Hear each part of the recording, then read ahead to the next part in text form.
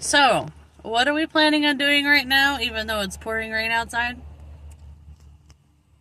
Park. Yeah, we're going to the park because it's Washington. And there are people leaving the park currently because it's raining. So what are we doing? We're going to the park with our hoodies on, an umbrella, and apparently we're going to go play in the rain because that's what we do here in Washington. I'm not that excited about it.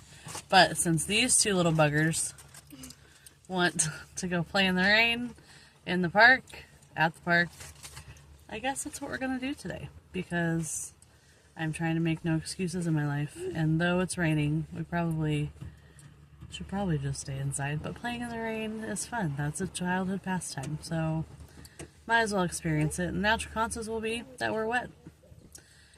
But we made a memory. So here we go.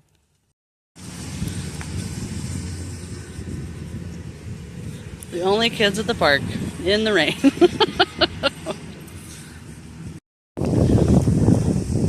It's so wet. He can't even go down the slide. He let go of his hands and he just sat there.